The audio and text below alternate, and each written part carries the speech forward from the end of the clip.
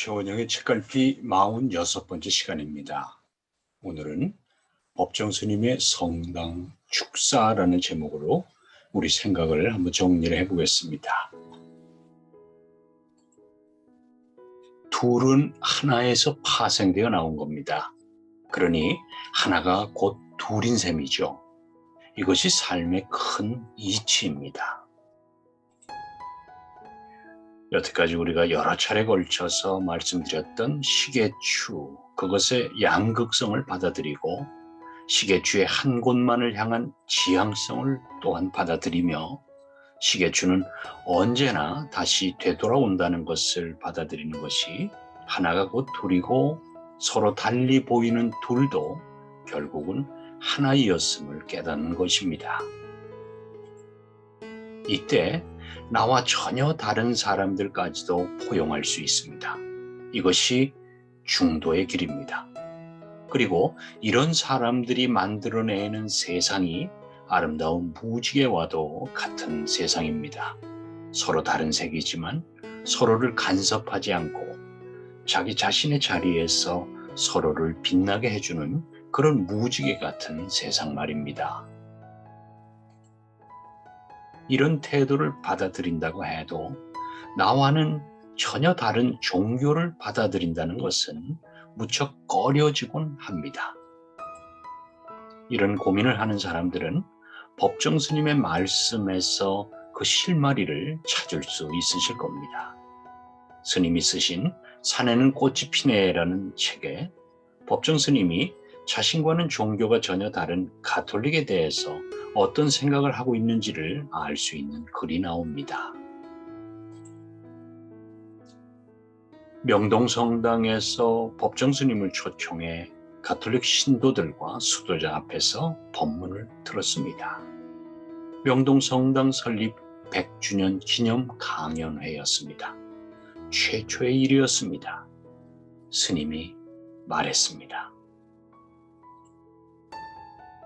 방금 신부님께서 말씀하셨듯이 저 자신도 종종 수녀원에 가서 강론을 한 적은 있지만 이렇게 큰 성당에서 말하게 된 기회는 오늘이 처음입니다. 저를 초대해 주신 성당 측에 감사드리고 성당 축성이 올해로 100돌이 되는 해에 저 같은 사람을 이런 자리에 서게 해주신 천주님의 뜻에 거듭 감사드립니다. 환호와 박수가 이어졌습니다. 모두에게 큰 감동이 되었을 겁니다.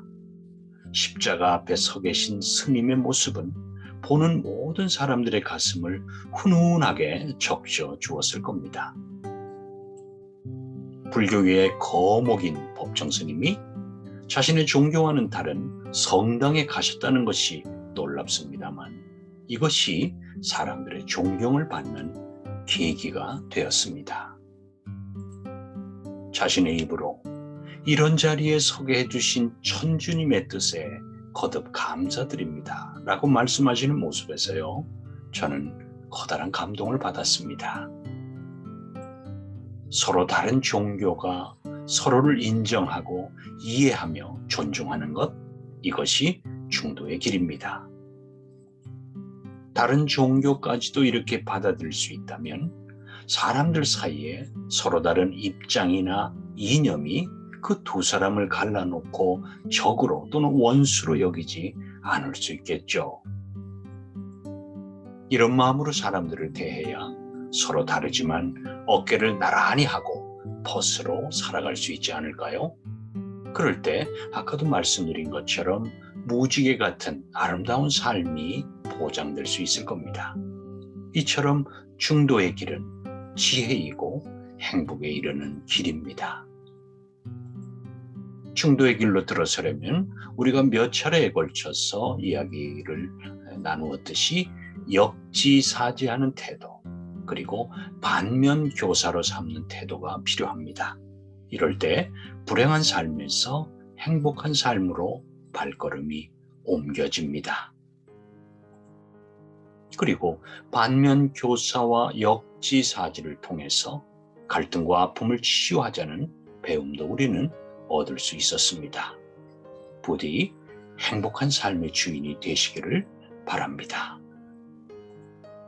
우린 지난 몇 달 동안 방송을 통해서 우리들의 삶이 버거웠던 이유를 두루 살폈습니다. 그리고 우리를 힘겹게 했던 그것에서 벗어나는 지혜도 알아보았습니다. 반면교사와 역지사지를 통해서 갈등과 아픔을 치유하자는 배움도 얻을 수 있었습니다. 다시 한번 말씀드리지만 부디 행복한 삶의 주인이 되시기를 소망합니다. 네, 최원영의 책갈피 46번째 시간. 오늘은 법정 스님의 명동성당에서의 축사의 초입을 전해드리면서 생각을 정리해 보았습니다. 건강 잘 챙기시고요. 다음 주 월요일 또 반갑게 뵙겠습니다. 고맙습니다, 여러분.